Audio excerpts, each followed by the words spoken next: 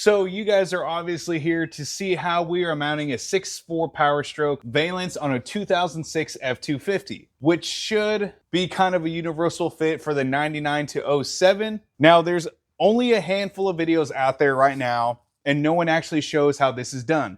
There's one that shows you how to do it, and he doesn't show any of the bolts or anything. He's just explaining, like, visualize that there's this, and that hole.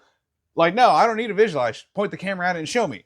And then there's another one that has it mounted already, and he's showing you, how he did it, so it's a little bit better. But I want to show you guys how, from start to finish, a 6.4 valence is going to mount, how easy or difficult it's going to be, so that when you guys go to do it, you can follow this little step-by-step guide. To start off, you're going to want to remove your bumper. I had my girlfriend help me remove it. So here is the bumper. From the two videos I saw them both recommend that it is better to remove it and work on it like this, because it's going to have to line up with some of these holes. Now here is my 6.4 valence, which is going to be linked down in the description. Let's tear this open, hop right into it, and let me show you how to install one of these bad boys.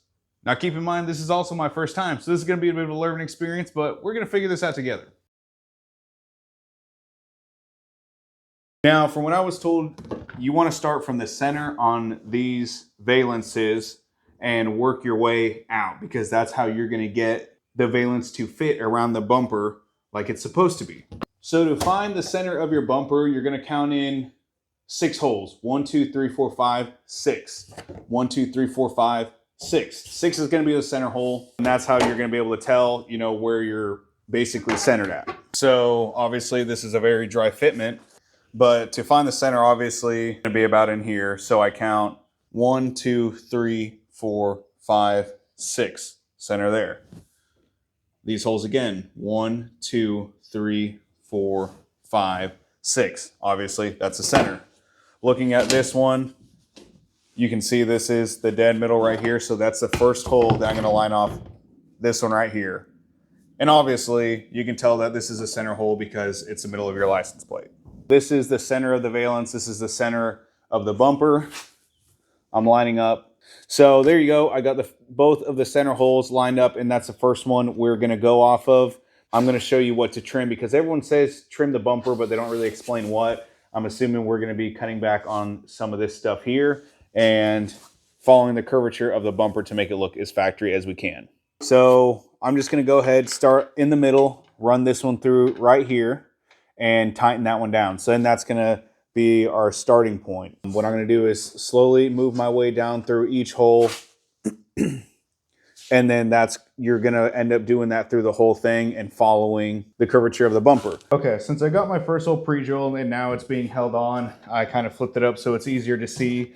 But this is where I'm going to end up pre-drilling some holes, because those do not obviously line up with the factory ones, and just working my way down like this one here, that definitely is not going to reach.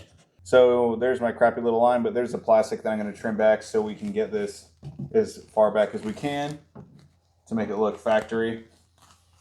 Over here, same thing, it's hitting there, so I'm going to just do a straight cut across. You can barely see my line there. You can kind of see my line right there. It's very faint. I'm going to just barely trim that back. I already started over here. I just used a box knife, but what I'm going to do is take this off now that I have everything kind of marked out how I want to cut it out. Same thing on this one, straight across right there, just to make it clear. And then that should be all the trimming, and the rest should just be lining up your holes and driving it through. So I know it seems a little confusing, but once you tighten up that first bolt, you'll see what needs trimmed. So on a lot of these, it obviously doesn't have to look beautiful because no one's going to see it, but try and make them as straight as possible. Don't use me for an example as my first one.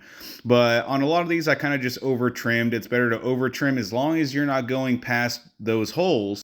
Kind of like this hole right about here. You'll see I almost went too far past it. Don't cut anything past those holes. But this will make a lot more sense once I actually show you this mounted. So like on this one, I'm going to push this in, and this is a hole I basically pre-drilled, and that's where your bolt's going to pass through. So I accidentally skipped this step. The camera wasn't recording, but on that trimming, you're going to see a few holes are going to line up. Probably only 3 of the valence holes, one on the left, one on the right, one in the middle, are going to mount, and the rest of them you'll have to pre-drill out. But it's as simple as just lining it up, marking it with a pen, drilling out the plastic. You don't have to drill into the bumper. And as I said earlier, start from the middle and work your way out to the right, and then start from the middle again, work your way out to the left. So this is the important thing about trimming. This is what it would look like before trimming. I'm going to move it back a little bit, and you're going to see that gap close. That's after the trimming. So that's just a tighter look. It's going to look a lot cleaner and more factory, but otherwise we'd have this big gouging gap. So this third hole on the right, you can see that's in the factory bumper. That's where you'll pre-drill into the valence. So over here, you can see where I trimmed everything up, and the actual factory hole on the valence mounts up to the bumper hole. On your corners are a little more difficult, so this is about where I'm going to want it, how I pulled it up. And if not, then it's going to sag down. It's not going to look as good, but this is where we're going to pre-drill. I'm going to pull up the plastic, and that's where I'm going to insert my bolt after making the hole. So I'm going to do the same thing over here on the right as well. Now, I just used some very generic bolts. These were just some stuff that I had laying around my house. They're just little Phillips bits with some washers. It doesn't really take anything crazy to mount these. So we used a few bolts, this one in the center. So we got 1, 2, 3 skipped here, the middle. It's metal, so I couldn't really get through it. 4, 5, 6 on each side. These 2 right here were the ones supporting the corners, and you really need that because then that'll sag right there on the end. And once I tightened them, it really sucked it in and just gave it a lot cleaner look. So obviously, the more bolts you have in there, the more secure it's going to be and the better it's going to look. So one tip is I made sure the bolts or the nuts were on the top. So I'm thinking if I ever have to replace this or something, while it's on the truck, I can run my Phillips to the bottom and the nuts will be on top, so it's easier access. Otherwise, it's really tight if you put the nuts facing downward towards the valence, and it makes it for a tight squeeze as well. So honestly, that looks pretty good. It makes the front end not only cleaner, but just so much beefier. I'm glad I went with this valence. It's just simple, nothing too crazy. And I think it's going to look really good once we actually get it paint matched. So it'll basically look like that one. But see, here's this one right here looks more proportional rather than if you go over here.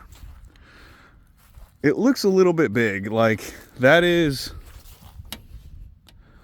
a full hand width valence. The only thing that one's got going for it is that bottom lip right there. That makes it look a little bit cooler than this one here. When you go over to this one, you're looking about half of my hand. So it stops right here at the crease of my hands. That's how you measure properly, boys, without a tape measure. I don't know. Let me know what you guys think. Do you guys think that that is a lot cleaner look than the 6.7 on a 6.0, or which of the two do you guys prefer? I think ideally if it would have had the groove like the 6.7 does on the bumper, but with the length of a 6.4, that would be the ultimate setup. So it looks kind of goofy, a little bit off obviously because it's black, but once we get it paint to match the whole vehicle, it'll definitely look a lot better. I still like the fact you can still see the Bilsteins and everything underneath it, but it's enough to just hide basically all that junk underneath it. But overall, I mean, there's a small gap right here, which I just need to tighten that down a little bit more. It looks pretty factory. I need to tighten that one more. All I did was just hand tighten these because I was worried of overdoing it being plastic. It would strip something out or just mess something up. So these are all just hand tightened right now. But I think once I go through and like torque everything down, you know, it'll look a lot better. I hope I was able to kind of show you guys how to do one. I know on a good amount of this video I had to do a lot of a voiceover because my microphone had shut off because I went a good 15-minute period where I was trying to figure out the best way to explain it. And when I came back, I didn't bother to check if it was on. And with the microphone plugged in, it thought I was going off the microphone, but since this is down and the transmitter's plugged in, there's basically no sound on it. So if you guys got any questions, make sure to drop a comment down below. I'll try and answer them. And for those of you guys that have done them, and if you know an easier way to do this, make sure to drop your opinions down below, because there's a lot of people that are obviously watching this video that would want to know the best way to do it, the fastest and most efficient way to save themselves some time.